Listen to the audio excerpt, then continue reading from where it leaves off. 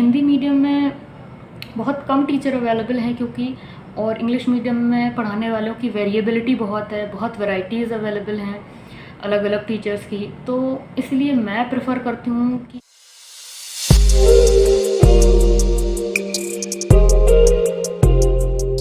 Hello guys, my self Alpana Kumari, MBBS first year student in AIIMS new Delhi.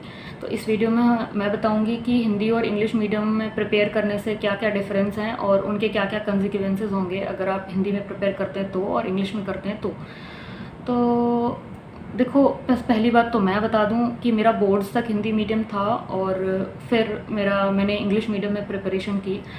मुझे थोड़ा idea था कि English में प्रिपेयर करेंगे तो अच्छा होगा, और वैसे भी मेरी लोकल कोचिंग जो भी थी वो इंग्लिश में ही प्रिपेयर करवा रही थी, तो वहाँ पे ऑप्शन नहीं था।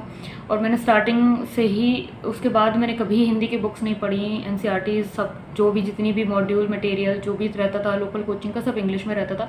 तो स्टार्टिंग में मुझे प्रॉब्लम होती थी कि हिंदी की बुक्स पढ़ के आई हूँ, दूसरे राइटर्स की बुक्स थी यूपी बोर्ड की, और सडनली इंग्लिश NCERT।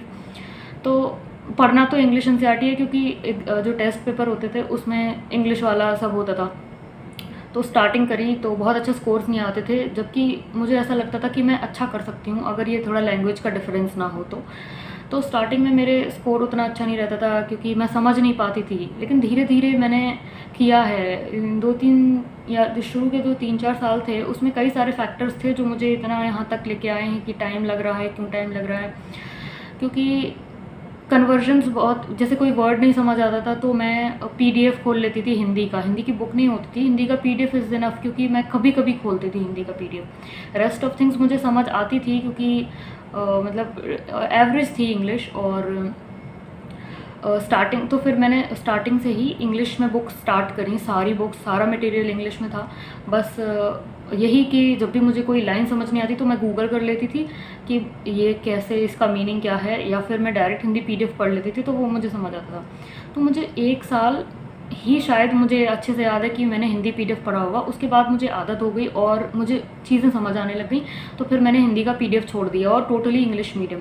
तो उसके बाद मेरा सारा प्रिपरेशन इंग्लिश में है। तो यहाँ पे इंग्लिश में प्रिपरेशन करने के बाद यहाँ पे मुझे कोई भी डिफ़िकल्टीज़ नहीं हो रही हैं। प्रोफेसर्स टोटल इंग्लिश में पढ़ाते हैं और मुझे टोटल समझ में भी आता है, तो वैसे इशू नहीं है। और बुक्स की लैंग्वेज तो ऑलरेडी लैंग्वेज, मेडिकल लैंग्वेज तो वही है ना जो हमारे मॉड्यूल्स में होती है, NCERT में होती है, तो वो कोई इशू नहीं है कि बहुत डिफरेंट लैंग्वेज आ गई है MBBS में।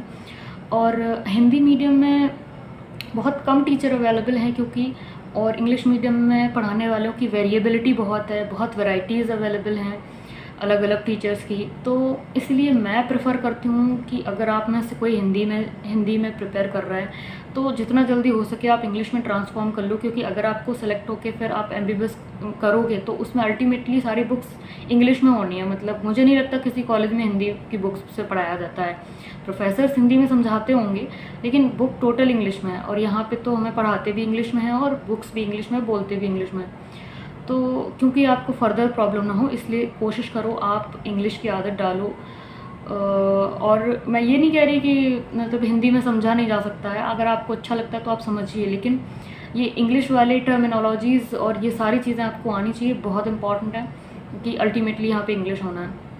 और दूसरी चीज़ कि अलग अलग कोचिंग्स में, जैसे एलन में, हाँ एलन में मुझसे बहुत से लोग पूछ रहे थे कि हिंदी के बैचेस चलते हैं क्या, तो हाँ हिंदी के बैचेस चलते हैं, आप कर सकते हैं तैयारी, वहाँ पे भी टीचर्स हैं। वैसे रेयरली और कोचिंग्स में टीचर्स मिलते हैं जो हिंदी में लिखवाएं, मेरा मतलब बोलने का नहीं, जो हिंदी में पूरा लिखवाएं, तो वो है। अब लेकिन मेरे हिसाब से मैं यही बोलूँगी कि आप प्लीज़ इंग्लिश में प्रिपेयर करो।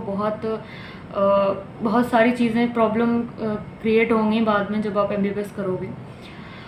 तो ये तो है कि हाँ मतलब इंग्लिश में करना है प्रिपेयर। ओके।